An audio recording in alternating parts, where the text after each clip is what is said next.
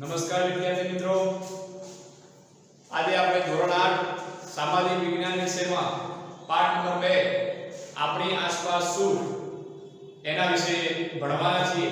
પણ અગાઉના વિડિયોમાં તમે ભણી ચૂક્યા છો અલગ અલગ આવરણોની ચર્ચા વિશે, એમાં મુદ્દાવરણ તમે ભણી ગયા। આજે આપણે જલાવરણ વિશે ભણીશું। તો મિત્રો, જલાવરણ કોને કહીશું? તો પહેલા તો જલાવરણ કે પૃથ્વી સપાટીનો નીચાણવાળો ભાગ જે પાણીથી ઘેરાયેલો છે એને આપણે જલાવરણ તરીકે ઓળખીએ છીએ। એ તો તમને પણ ખબર હશે કે પૃથ્વી સપાટીનો જે નીચાણવાળો ભાગ જે પાણીથી ઘેરાયેલો છે એને આપણે જલાવરણ તરીકે ઓળખીએ છીએ।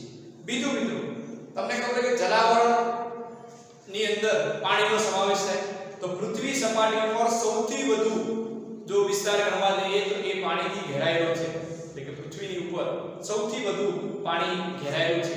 પણ પાણીની અંદર ખારું પાણી એ વધુ પ્રમાણમાં જોવા મળે છે। પીવા લાયક પાણી તો માત્ર 3% જ છે, બાકીનું પાણી એ સમુદ્રોની અંદર સમાવેશ થાય છે। પૃથ્વી સપાટીની અંદર સૌથી વધુ પાણી એ આપણને જલાવરણની અંદર જોવા મળે છે, કે પૃથ્વી સપાટીના અંદર જોવા મળે।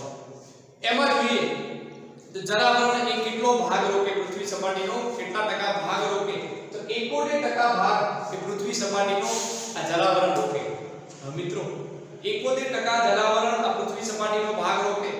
એની અંદર જો જોવા જઈએ તો કોનો સમાવેશ થશે જલાવરણની અંદર?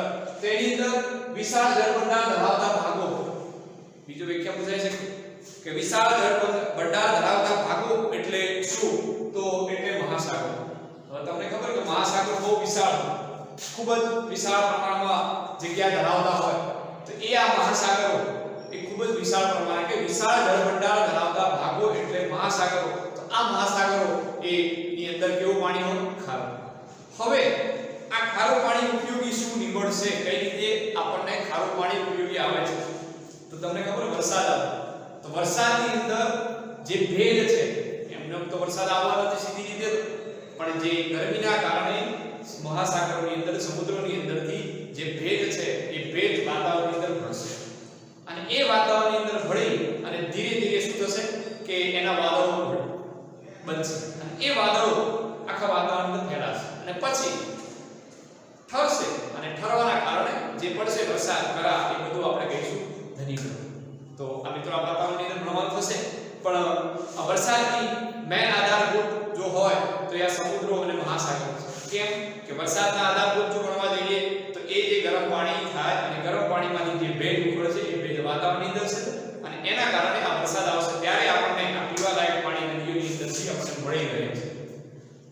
બીજો આગળ જોઈએ, હવે એની અંદર કયા કયા મહાસાગરોનો સમાવેશ થશે? તો પેસિફિક, હિંદ મહાસાગર, એટલાન્ટિક મહાસાગર, આર્કટિક મહાસાગર, આ અલગ અલગ મહાસાગરો એ ખૂબ જ વિશાળ પ્રમાણમાં જગ્યાઓ ધરાવે છે અને એ આ મહાસાગરો આ ઘણી બધી જગ્યાઓના આધારે એ પોતાની અલગ અલગ વિસ્તારની અંદર વાદળોના સ્વરૂપમાં, ભેજના સ્વરૂપમાં આગળ નીકળી જાય અને એમાંથી આપણને ભેજ પાણી મળે। તો આ મહાસાગરો પ્રશ્ન પૂછાઈ શકે કે નીચેનામાંથી કોનો મહાસાગરનો સમાવેશ થાય, યા તો પછી મહાસાગરોના નામ જણાવો?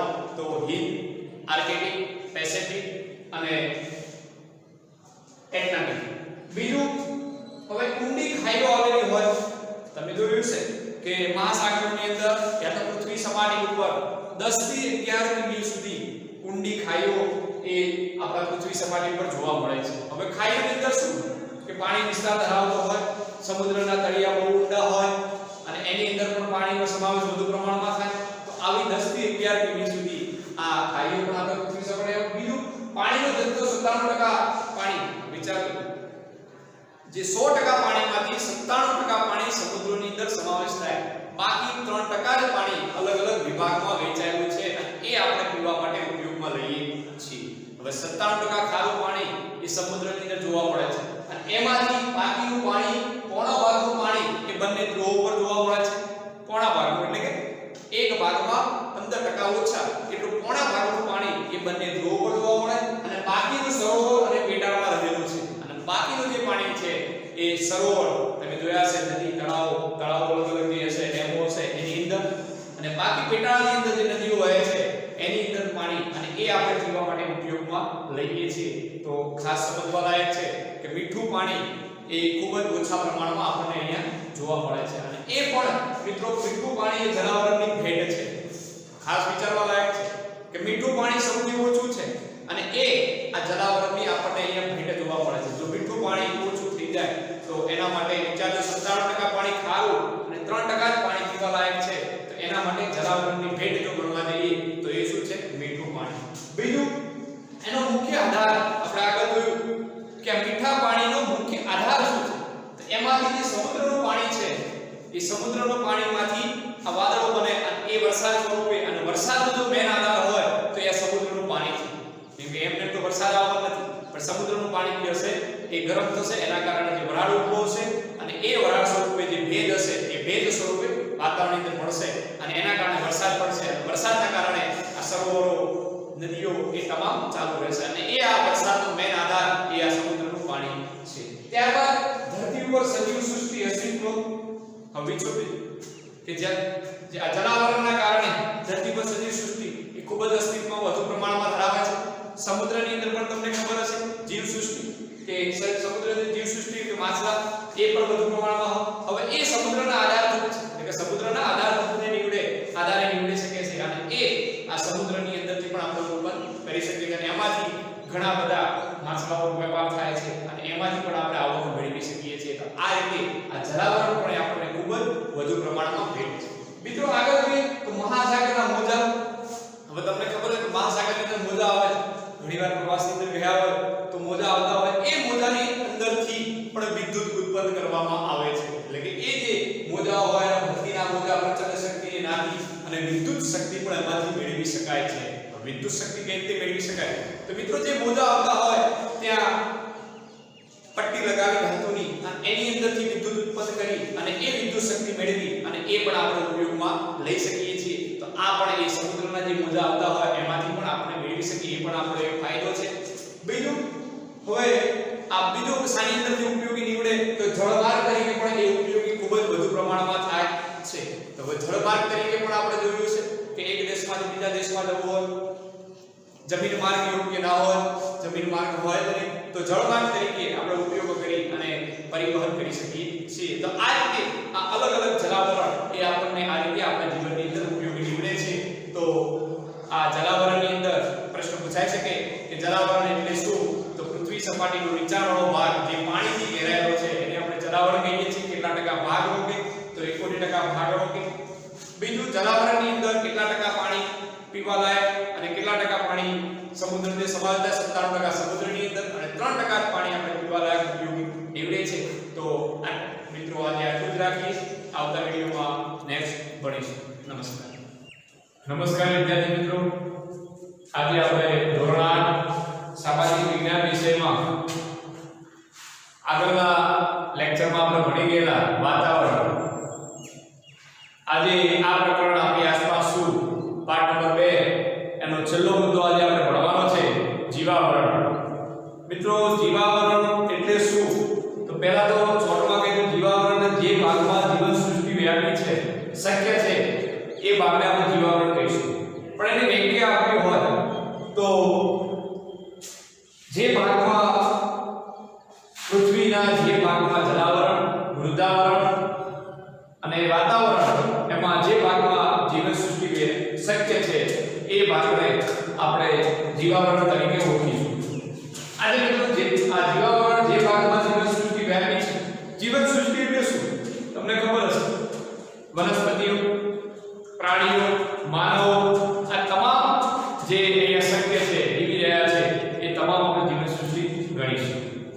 ધીરે ધીરે આ જીવન સૃષ્ટિનો હાલ વ્યાપ વધતો જાય છે પણ નુકસાન કરતા બી માનવો છે કારખાના છે.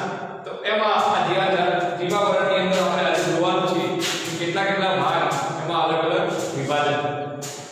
પૃથ્વીના ઉપર જીવાવરણ છે. હવે મિત્રો આ સૌર પરિવારના અલગ અલગ બધા ગ્રહો છે. સોમ મંગળ બુધ સૂર્ય બધા અલગ અલગ પૃથ્વીના ઉપર અલગ અલગ ગ્રહો છે. એની અંદરથી ફક્ત પૃથ્વી ઉપર જ આ જીવાવરણ હાલ શક્ય છે. બાકી બીજે ક્યાંય જીવાવરણ હાલ સુધી શક્ય બન્યું નથી. એટલે ફક્ત પૃથ્વી ઉપર જ શક્ય છે. આગળ જીવન સૃષ્ટિમાં વનસ્પતિ પ્રાણીઓ જીવજંતુઓ માનવો આ તમામનો સમાવેશ છે. હવે જીવન સૃષ્ટિ કીધું વ્યાપી છે અને આપણે જીવાવરણ કહીશું. એની અંદર જો જે ભાગમાં કે વનસ્પતિ, પ્રાણીઓ, જીવજંતુઓ, માનવો આ તમામ જે છે એની અંદર જ્યાં પણ આ જીવજંતુઓ, માનવો, વનસ્પતિઓ, જીવજંતુઓ, પ્રાણીઓ તમામ જે રહેવાનું જે છે અને એ જે વિકાસ કરે છે અને જે જીવન નિકાળે છે એને આપણે જીવસૃષ્ટિની અંદર સમાવેશ કરીશું. આગળ ખોરાક અને બીજી બધી વસ્તુઓ એ પણ આપણને ક્યાંથી મળે છે? જીવાવરણની અંદર. તમે જોયું છે વૃક્ષો એ ધીરે ધીરે આપણો વિકાસ કરે. વૃક્ષો એ કઈ ફક્ત પાણી રેડી તો સૂર્યપ્રકાશ એની અંદરથી અમને વિકાસ કરવા માટેની પ્રદૂષતા એ તમામ ધીરે ધીરે મળે એના આધારે આપણો શું થાય? વિકાસ થાય. બીજું ઘણી બધી વસ્તુઓ આપણને જીવાવરણની અંદરથી મળે છે. ખોરાકની વસ્તુઓ કહીએ યા તો આપણા વિકાસ, આપણા શરીરને જવાબદાર વસ્તુઓ ઘણી બધી જીવાવરણની અંદર આપણે પ્રાપ્ત થાય છે. જીવાવરણના બે વિભાગની અંદર વહેંચવામાં આવે છે જીવાવરણને. તો જીવાવરણને બે વિભાગની અંદર વહેંચવામાં આવે, એક જૈવિક અને બીજી અજૈવિક. પ્રશ્ન પૂછાય છે કે જીવાવરણને કેટલા ભાગમાં વહેંચવામાં આવે? તો બે વિભાગ, જૈવિક અને અજૈવિક.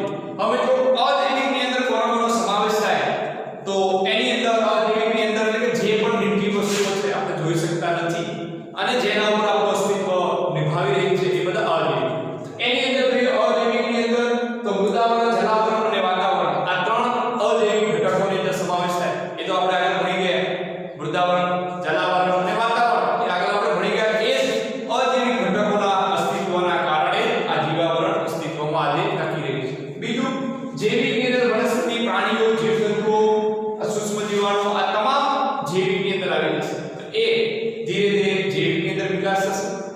આગળ ખનિજ તેલ મેળવવા, હવે જીવાવરણ નુકસાન કઈ રીતે કરીએ છીએ આપણે તો એની અંદર જોઈએ તો ખનિજ તેલ મેળવવા માટે ખોદકામ કરી, આગળ અણુ પરીક્ષણ, વાતાવરણ, મૃદાવરણ જેવા અલગ અલગ પ્રકારના આ જે વાતાવરણની અંદરથી આપણે એને સારકામ કરી અને એની અંદરથી આપણે ખનિજ મેળવવા માટે ઊંડું સારકામ કરી, એની અંદરથી ભૂગર્ભને નુકસાન કરી, જીવાવરણ નુકસાન કરી, પાતાળ ઉભા કરી, એના કારણે પણ નુકસાન થાય.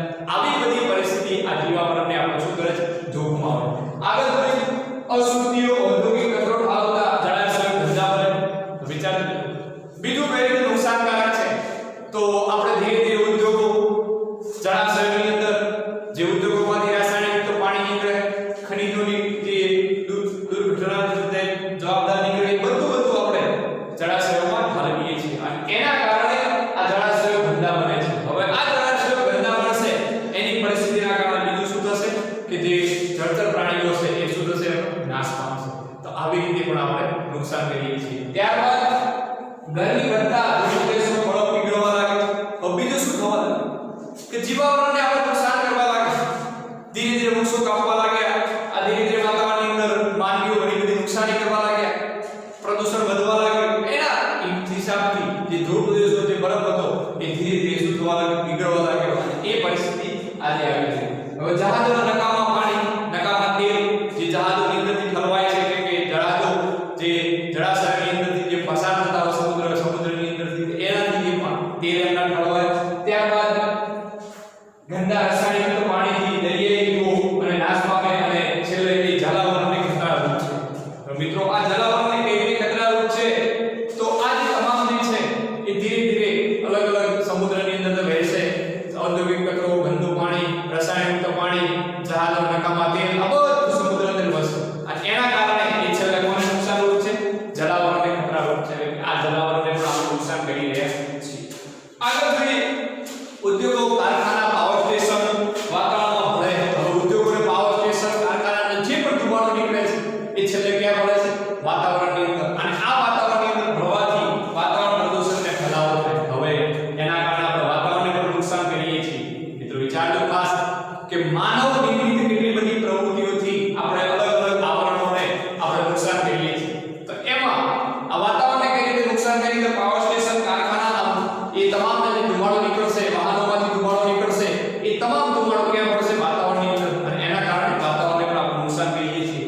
ત્યારબાદ બીજું વૃક્ષો ધીરે ધીરે કાપવાની શરૂઆત. વૃક્ષો કાપવા લાગ્યા અને એ કપાવા લાગ્યા તો એના કારણે આ આપણે જોઈએ છે ગરમીનું પ્રમાણ વધે છે.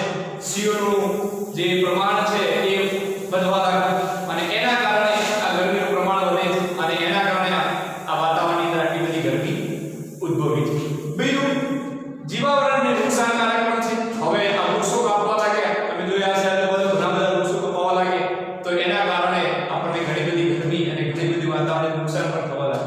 અમે તો આ તમામ જે પ્રવૃત્તિઓ છે એને ધ્યાનમાં રાખી અને આ તમામ જીવાવરણની અંદર આટલી બધી નુકસાન કરી. હવે આગળ એક જોઈએ ચિત્ર તો અલગ અલગ પર્યાવરણના ઘટકો છે એ કેટલી બધી પર્યાવરણને નુકસાન કરે છે.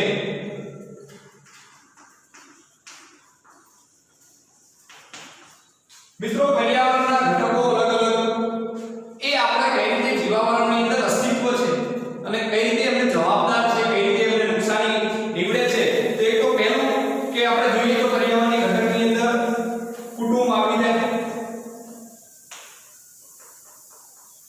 શિક્ષક આ તમામ આવી જશે કેમ કે આ માનવ નિર્મિત પ્રવૃત્તિ થશે. આ પણ એક પર્યાવરણના ઘટકની અંદર નુકસાનકારક જવાબદારની અંદર પણ આવી જશે કેમ કે આ પણ એક કુટુંબ અને શિક્ષક આ તમામ પણ એક આપણે જે માનવો છે એ માનવનો સમાવેશ થશે અને એના કારણે જે પ્રવૃત્તિ ઉદ્ભવશે એની અંદર પણ આપણે નુકસાન કરીશું. ત્યારબાદ બીજું છે પહેલું તો વૃક્ષો, પછી વાદળો અને છેલ્લે નદીઓ. મિત્રો આના કારણે એકબીજાનું અસ્તિત્વ ટકી રહ્યું છે. હવે વૃક્ષો છે ત્યારે એના કારણથી અલગ અલગ ગરમીનું પ્રમાણ ઓછું થશે અને વાદળો ઉદ્ભવશે, વાદળો વાતાવરણની અંદર ભળશે અને એ આવશે એના પછી ધીરે ધીરે શું થશે, વરસાદ આવશે, વરસાદ આવી નદીઓ ઉદ્ભવશે. તો આવી રીતે આપણે પર્યાવરણના ઘટકની અંદર સમાવેશ થાય છે. બીજું માનવ નિર્મિત. હવે માનવો અલગ અલગ કઈ રીતે પ્રવૃત્તિને નુકસાન કરે તો એની અંદર મિલો, માનવ નિર્મિતની અંદર મિલો, ઔદ્યોગિક ધંધા, અલગ અલગ જે જવાબદાર છે પરિબળો એ આની અંદર આ પર્યાવરણની ઘટકની અંદર આપણને નુકસાની જવાબદાર નીવડશે. તો મિત્રો આ અલગ અલગ જીવાવરણની અંદર કેટલા કેટલા વિભાગ આપણે નુકસાન કરે એ આપણે આજે ભણ્યા. મિત્રો એકવાર ફેર કહ્યું, જીવાવરણ એટલે પૃથ્વીના મુજાવરણ, જલાવરણ અને વાતાવરણ જ્યાં જીવસૃષ્ટિ વ્યાપ શક્ય છે એને આપણે જીવાવરણ તરીકે ઓળખીશું. તો અહીંયા આપણો પાઠ નંબર 2 આપણી આસપાસ શું એને પૂર્ણ કરીએ છીએ. કોઈને કોઈ પ્રશ્ન હોય તો મને જાણ કરજો. આભાર. નમસ્કાર વિદ્યાર્થી મિત્રો, આજે આપણે ધોરણ 8 સામાજિક વિજ્ઞાન વિષયમાં પાઠ નંબર 2 આપણી આસપાસ શું તમે આગળના વિડિયોમાં આગળના લેક્ચરમાં ભણી ગયેલા જીવાવરણ 2 આવરણ આપણે ભણ્યા, મૃદાવરણ, જીવાવરણ અને આજે આપણે ત્રીજું આવરણ ભણવાના છીએ, વાતાવરણ.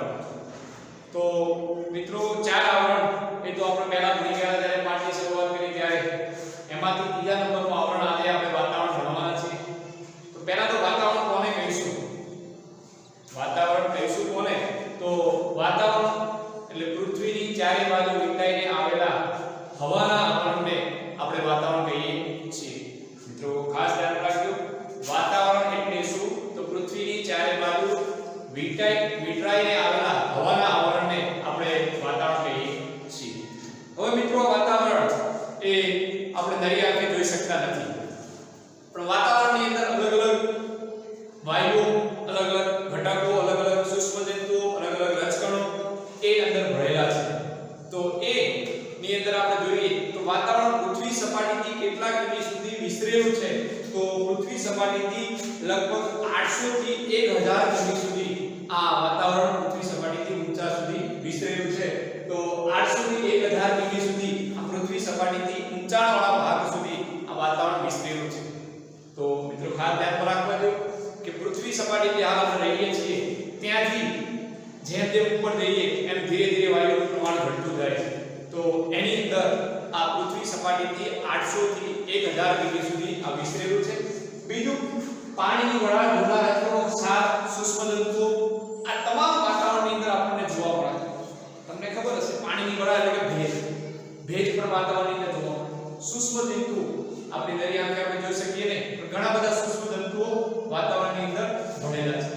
ધૂળના રજકણો પણ ઘણીવાર ઉડતા હોય આપણી સામે, પણ આપણે દરિયા આંખે જોઈ શકતા નથી. તો આવા ધૂળના રજકણો આ તમામ વાતાવરણની અંદર અલગ અલગ ઘટકો આપણને જોવા મળે અને આના કારણે આ વાતાવરણ એ ખૂબ જ આપણને અલગ જોવા મળતું હોય. હવે એની અંદર વાતાવરણની અંદર કેવો પ્રમાણ તો રંગહીન એનો કોઈ રંગ આપણે જોઈ શકતા નથી, એટલે કે રંગહીન છે, સ્વાદ રહિત, વાસ રહિત, સ્વાદ રહિત, વાસ રહિત.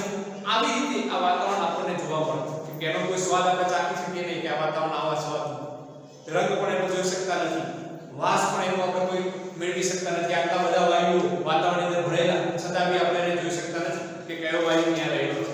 પણ અલગ અલગ વાયુઓ અલગ અલગ પ્રમાણમાં આપણને જોવા મળતા. હવે મિત્રો ખાસ કે વાતાવરણની અંદર મુખ્ય પ્રવાહી ઘટક કયું છે? તો વાતાવરણની અંદર મુખ્ય પ્રવાહી ઘટક અલગ અલગ હોય અને એની અંદર પાણી. વાતાવરણની અંદર મુખ્ય પ્રવાહી ઘટક એ પાણી. તો એની અંદર જો જોવા જઈએ તો તે ઘન પ્રવાહી વાયુ આવા અલગ અલગ પ્રમાણમાં આપણને આ જોવા મળતું હોય. ઘન પ્રવાહી વાયુ આવા અલગ અલગ આપણને ત્રણ સ્વરૂપોમાં આ જોવા મળે છે. બીજું, વાતાવરણમાં કેટલા વાયુઓ કેટલા પ્રમાણમાં રહેલા હોય? તો વાતાવરણની અંદર 78% નાઇટ્રોજન, 21% ઓક્સિજન અને 1%માં અન્ય વાયુઓ એ વાતાવરણની અંદર રહેલા હોય. હવે મિત્રો ખાસ સમજવા લાયક કે વાતાવરણની અંદર આ આખી વાતાવરણ એની અંદરથી 100% માંથી 78%, 21% ઓક્સિજન,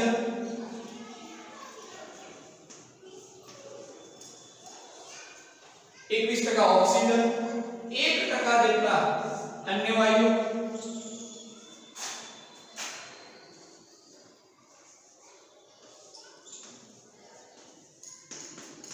અને આ જે બાકીનો ભાગ 78% રહ્યો, બાકીનો 78% ભાગ એ નાઇટ્રોજન. આ મિત્રો અલગ અલગ ભાગ આપણને જોવા મળે. હવે એની અંદર 21% ઓક્સિજન, 1% અન્ય વાયુ અને 78% નાઇટ્રોજન. આ વાતાવરણની અંદર આટલા બધા વાયુઓ ભરેલા હોય. હવે ઓક્સિજન આપણે જોઈએ છીએ કે શ્વાસની અંદર લઈએ તો એ રીતે આવા અલગ અલગ વાયુઓ વાતાવરણની અંદર ભરેલા હોય અને એનો આપણે ઉપયોગ કરીએ છીએ. બીજું, વૃક્ષો તમે જોયા હશે કે એ દિવસે કાર્બન ડાયોક્સાઇડ બહાર કાઢે, અરે ઓક્સિજન બહાર કાઢે, કાર્બન ડાયોક્સાઇડ લે છે અને નાઇટમાં એ ઓક્સિજન લે અને કાર્બન ડાયોક્સાઇડ બહાર કાઢે. આ રીતે એનું પરિવર્તન ચાલુ હોય. એવી રીતે એમની પણ જીવસૃષ્ટિ અસ્તિત્વમાં છે. એવી રીતે માનવીને પણ ઓક્સિજનની જરૂર પડે અને જે કાર્બન ડાયોક્સાઇડ બહાર કાઢે એ ઝાડ ખેંચતા હોય, વૃક્ષો ખેંચતા હોય. આના માટે આ વાતાવરણની અંદર ખૂબ જ વધુ પ્રમાણમાં અસર કરતા હોય. હવે મિત્રો 1%માં કયા કયા વાયુઓનો સમાવેશ થાય? તો એક તો કાર્બન ડાયોક્સાઇડ. હવે 1%માં કાર્બન ડાયોક્સાઇડ તો 0.04% કાર્બન ડાયોક્સાઇડ.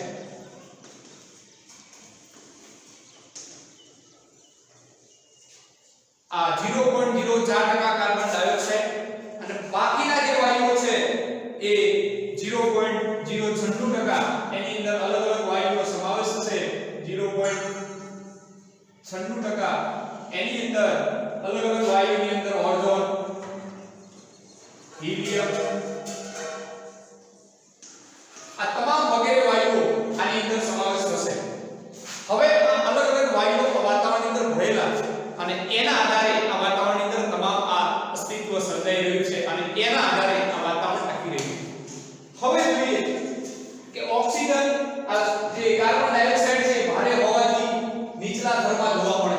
હવે ઓક્સિજન આપણે જોયો તો 21% વાતાવરણની અંદર ભરેલો, એ ઓક્સિજન કાર્બન ડાયોક્સાઇડ ભારે હોવાથી નીચલા સ્તરમાં જોવા મળે. હવે કાર્બન ડાયોક્સાઇડ એ આપણને ઓછા પ્રમાણમાં જોવા મળે. કેટલો જોવા મળે? 0.04%. એ ભારે હોવાથી નીચા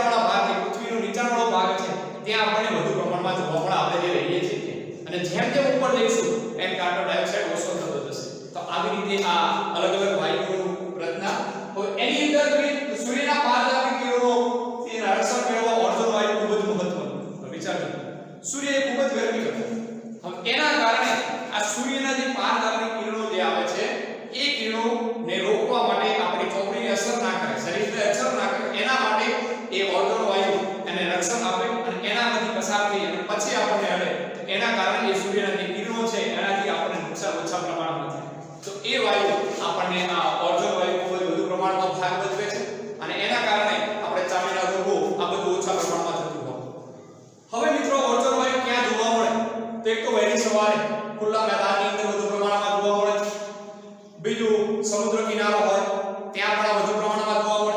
આવી રીતે આ ઓઝોન વાયુ એ આ વાતાવરણની અંદર ભાગ ભજવે છે. હવે આગળ જોઈએ તો વાતાવરણના મુખ્ય પ્રવાહી ઘટકો પાણી. એ તો આપણે આગળ પણ જોયું કે વાતાવરણની અંદર ભેજ સ્વરૂપે આ અલગ અલગ સ્વરૂપમાં આપણને વાતાવરણની અંદર જોવા મળતું હોય મુખ્ય પ્રવાહી ઘટક પાણી. હવે અલગ અલગ જોઈએ તો ઓક્સિજન, નાઇટ્રોજન જીવન સૃષ્ટિને સજીવ રાખે. ઓક્સિજન, નાઇટ્રોજન આ પૃથ્વી પરની જીવન સૃષ્ટિ, વૃક્ષો, માનવીઓ તમામને આ જલદપણાને બંધ કરી અને એને સજીવ રાખવા માટે આ ઓક્સિજન, નાઇટ્રોજન એ ખૂબ જ મહત્વનો ભાગ છે. હવે મિત્રો ઓક્સિજન એ આપણે માનવી માટે ખૂબ જ મહત્વનું, નાઇટ્રોજન એ તમે જોયું છે વૃક્ષો માટે ખૂબ જ મહત્વનું કે નાઇટ્રોજનના કારણે વૃક્ષોનો સારા એવા પ્રમાણમાં વિકાસ થાય અને એના કારણે એ વૃક્ષો પોતાનો વિકાસ કરી શકે અને માનવી ઓક્સિજન લઈ અને જીવન રહી શકે. એના માટે જીવન સૃષ્ટિ માટે ખૂબ જ અસ્તિત્વ છે. ત્યારબાદ ગરમીથી બાષ્પ બની પાણીની વરાળ સ્વરૂપે હવામાં જે ભેજ સ્વરૂપે થાય એને આપણે ભેજ કહીએ. વિચાર કરો, જે ગરમીથી બાષ્પ બની પાણીની વરાળ હવામાં જે ભેજ થાય અને હવામાં જે ભળે એને આપણે શું કહીએ? ભેજ. હવે ભેજ આપણે ઘણીવાર જોઈએ છે ચોમાસાની અંદર ઘણીવાર ભેજ સ્વરૂપે જોવા મળે અને એ ભેજ જ્યારે ઠરશે એટલે કે ભેજ ઠરવાની ક્રિયાને આપણે શું કહીએ છીએ? ઘનીભવન. ભેજ ઠરવાની ક્રિયાને શું કહીએ? ઘનીભવન. હવે આ ભેજ જે ઠરશે એના કારણે શું ઉદ્ભવશે? તો મિત્રો ઘનીભવનના કારણે વરસાદ, કરા, ઝાકળ આ તમામ આ ઘનીભવનના કારણે ઉદ્ભવશે અને એના આધારે આ ઘનીભવન એટલે કે ભેજ ઠરવાની ક્રિયા એટલે કે ગરમી પાણી હોય એ પાણીનું બાષ્પ બની અને ભેજની અંદર વાતાવરણની અંદર ભળશે અને એ જ્યારે ઠરશે એટલે કે ગરમના કારણે વરસાદ ઠરશે અને એ જ્યારે ઠરશે ત્યારે એમાંથી ઘનીભવન ઉદ્ભવશે અને ઘનીભવનના કારણે વરસાદ, કરા, ઝાકળ આ તમામ ધીરે ધીરે એ ઉદ્ભવતું હોય છે. ત્યારબાદ આગળ જોઈએ કે રજકણો લીધે પૃથ્વી પર પ્રકાશ ફેલાય છે. હવે મિત્રો રજકણો લીધે પૃથ્વી પર પ્રકાશ ફેલાય તો તમે ઘણીવાર જોયું છે સૂર્યોદય યા સૂર્ય ઉગવાનો હશે તો એ વખતે એકાએક અંધારો એકાએક અંધારું થતું નથી. આનું કારણ શું? આનું મુખ્ય કારણ છે તો એકાએક અંધારો એકાએક અંધારું થતું નથી એનું કારણ એ કે જે સૂક્ષ્મ તંતુઓ યા જે રજકણો છે એ રજકણોના કારણે પ્રકાશ પૃથ્વી પર ફેલાય છે અને એ જ્યારે પૃથ્વી પર ફેલાઈ જશે ત્યારે એના કારણે શું થશે કે આખી પૃથ્વી પર અલગ અલગ પ્રમાણમાં એનું વિભાજન થશે પ્રકાશનું અને એના કારણે આખી પૃથ્વી નીચે સપાટી હશે એના ઉપર એનું અંધારું એકાએક થશે નહીં. જો રજકણો ના હોય તો ખાસ જોવા લાયક કે જો આ પૃથ્વી છે, પૃથ્વીને અહીંયા સૂર્ય છે, આ સૂર્યના કિરણો જે છે એ જ્યારે પૃથ્વી પર આવે છે. હવે જો અહીંયા વાતાવરણની અંદર અહીંયા રજકણો કોઈ છે જ નહીં અને એ જો રજકણો ના હોય તો એકાએક જ્યારે સીધા સૂર્યના કિરણો ક્યાં આવશે? એક જ જગ્યાએ પડશે અને આ બાકીનો જે ભાગ હશે અહીંયા અમુક ભાગે જે પહોંચતા હશે ત્યાં શું રહેશે? અંધારું. તો આ પરિસ્થિતિ એ ઘણીવાર આપણને જોવા મળતી હવે નથી. કેમ? એનું કારણ છે કે જે અલગ અલગ જીવાણુ, સૂક્ષ્મ તંતુઓ અને રજકણો જે છે એના કારણે શું થાય? પ્રકાશ ફેલાઈ જાય છે વાતાવરણમાં અને એ પ્રકાશ ફેલાવાથી એકાએક અંધારો એકાએક અંધારું થતું નથી. ધીરે ધીરે અંધારું ધીરે ધીરે અંધારું થવાનો ઉદ્ભવ થાય છે. ત્યારબાદ આગળ જોઈએ તો રજકણો પ્રકાશના કિરણો પરાવર્તન પામી અને પૃથ્વી ઉપર પાછા ફરે. હવે મિત્રો બીજું ખાસ કે પૃથ્વી પર શું થાય કે એ કિરણો જ્યારે પ્રકાશ આવશે પૃથ્વી પર, હવે પૃથ્વી પર પ્રકાશ આવે એના કારણે એનું પરાવર્તન પામી, કિરણોના કારણે પરાવર્તન પામી અને પાછા વળતા જવા માટે એ જ્યારે ઉદ્ભવશે ત્યારે એના કારણે બાકીનો જે સપાટી છે ત્યાં તમામ જગ્યાએ એના કિરણો ફેલાઈ જશે અને એ ફેલાવાથી એનો ઉદ્ભવ શું થશે કે આખી જગ્યાએ પ્રકાશ રહેશે. બીજું આગળ માધ્યમના અવાજથી આપણે સાંભળીએ છીએ. વાતાવરણના કારણે બીજું શું અસ્તિત્વ સર્જાઈ રહ્યું છે કે વાતાવરણના કારણે આપણે દૂરદર્શન, રેડિયો આ તમામ જે પ્રસારણ કરીએ છીએ એ પણ આના કારણે. કેમ કે તમામ જે રચનાઓ છે એ જે માધ્યમો છે એ માધ્યમો આના કારણે અસ્તિત્વમાં સર્જાઈ રહ્યા છે. જો મિત્રો વાતાવરણની અંદર વાયુઓ યા રચનાઓ, સૂક્ષ્મ તંતુઓ જો ના હોય તો આ બધી અમુક વસ્તુઓ એ વાતાવરણને શક્ય બની શકત નહીં અને એના કારણે આજે આ અલગ અલગ સૂક્ષ્મ તંતુઓ, આ રચનાઓ અને એના કારણે આપણે દૂરદર્શન, રેડિયો, ટીવી આ તમામ જે માધ્યમો છે એ આપણે અહીંયા અસ્તિત્વમાં આવી ગયા છે. બીજું મિત્રો હવે જોઈએ તો વાતાવરણની અંદર ઘણા બધા પરિબળો જવાબદાર ખાસ ધ્યાનમાં રાખવા લાયક કે વાતાવરણમાં કેટલા વાયુઓ ભરેલા છે. તો મેં 3 ભાગોમાં વિભાજન કરવામાં આવે.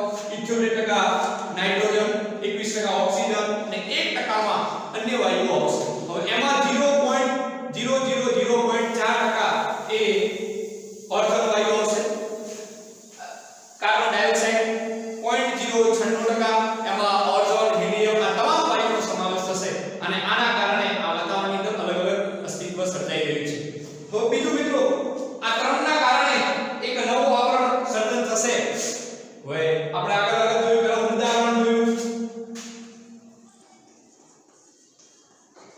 મૃદાવરણ, પછી જોયું જીવાવરણ, અને હવે આજે જોયું આપણે વાતાવરણ. હવે આ જીવાવરણ જે છે એ શાના કારણે અસ્તિત્વ નીવડે છે? તો આ વાતાવરણ અને જલાવરણ. આ અલગ અલગ આ બે અને આ ત્રણના કારણે આ અસ્તિત્વ નીવડે છે જીવાવરણ. હવે મિત્રો ખાસ કે મૃદાવરણ, વાતાવરણ અને જલાવરણ આ ત્રણના કારણે જ આ જીવાવરણ અસ્તિત્વ નીવડશે. તો જીવાવરણ વિશે આગળના લેક્ચરમાં ભણીશું, પણ ખાસ કે જીવાવરણ ક્યાં અસ્તિત્વ છે? તો પૃથ્વી સપાટી ઉપર જ જીવાવરણ એક અસ્તિત્વ છે. પૃથ્વી આખા ગ્રહો આવેલા છે, એમાં પૃથ્વી જે ગ્રહ છે એના ઉપર જ આ જીવાવરણ એક અસ્તિત્વ ધરાવે છે. તો આવી રીતે અલગ